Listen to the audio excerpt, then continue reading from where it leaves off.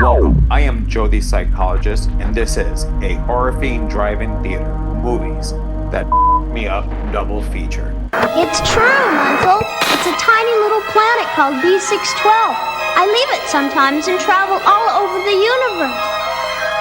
I go to other galaxies and visit strange alien planets.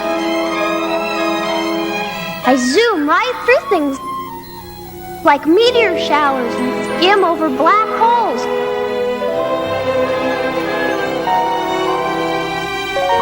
It's exciting! Wanna go psycho with me, Elvira?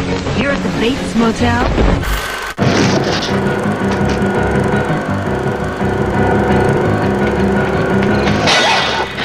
The Prowler.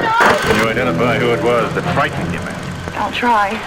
This Halloween, terrifying creatures are on the loose at Taco Bell.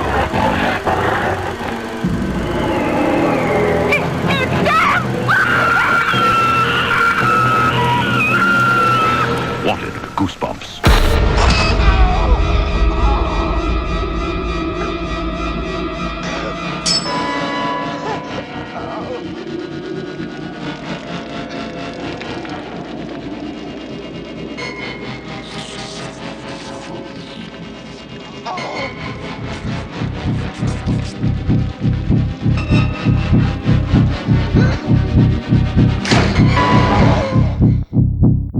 Now you cannot find the rage that made you want to kill me. Yet I am the same man I was before.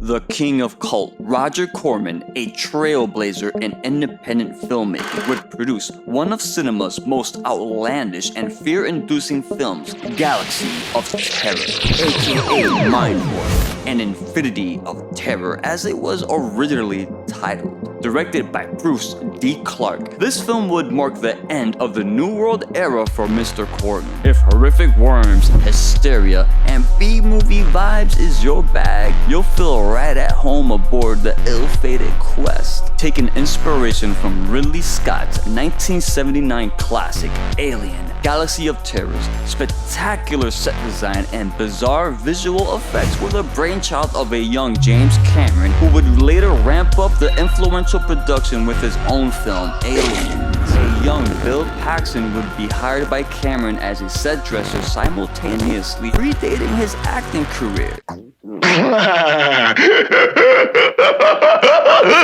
This movie has quite the future talent holding it together. When the walls of the ship are fabricated using old McDonald's cartons, you know you're in for something really special. Galaxy of Terror is exploitive, grimy, and at times utterly uncomfortable. All traits of vintage B-movie flair. Released on September 4th, 1981. This campy flick, as per usual, received negative reviews and a lackluster box office, only to achieve cult status as the years ticked by.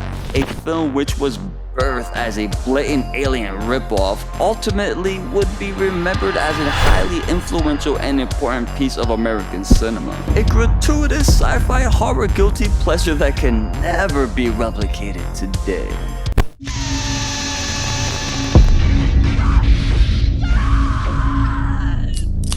Warning.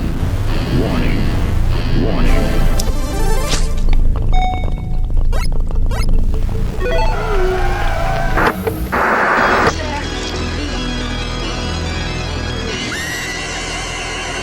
What happened one summer 5 years ago is about to happen again and again and again.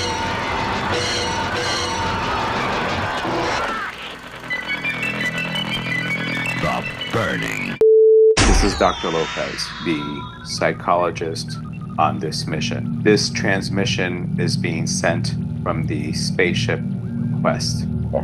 If you are listening to this transmission, 11 souls on a mission to Morganthus may be compromised. Cabron, with his veteran experience, has been the voice of reason. However, Captain Tranter, she's troubled, and her leadership skills may be in question. Thankfully, we have Commander Ilvar, who is in charge of this mission. Aluma, with her empathetic powers, has brought up some concerns with this mission. I fear we may need to be rescued. The other souls on this mission, for record, are Baylor, the rescue mission leader. There is also our ship's technical officers, Demea, Ranger, and Kuhel, which there's something oddly familiar about Ranger and Kuhod. And lastly is our ship's cook, Quor. Okay. If you're listening to this transmission, please send help. I am in fear of the terror.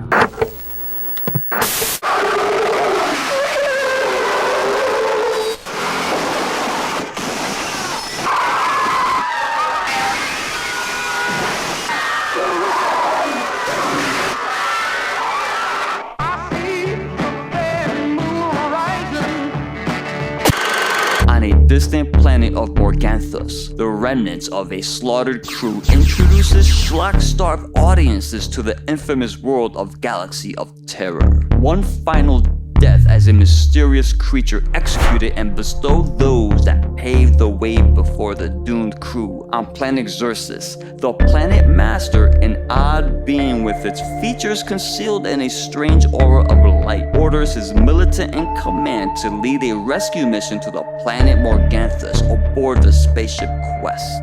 Soon, the Quest and its passengers take off abruptly, leaving Xerxes, and off they depart into the unknown.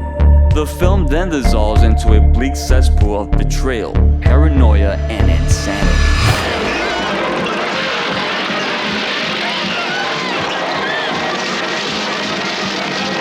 Woe be unto him who opens one of the 7 gateways to hell, because through that gateway, evil will invade the world. Frankenberry's cereal is coming your way. How about a monster for breakfast today?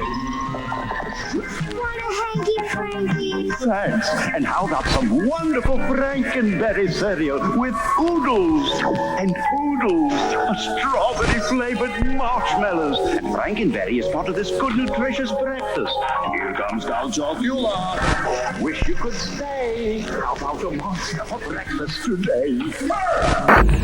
In the end, the film's weird ending can be considered a bit polarizing to some. The reveal of the pyramid, an ancient construct built for the children of a race far removed from existence. A trinket manufactured to control fear is an odd twist, but with a film centered on nightmarish ghouls and giant horny worms, I guess nothing can be considered too over the top in a Roger Corman production.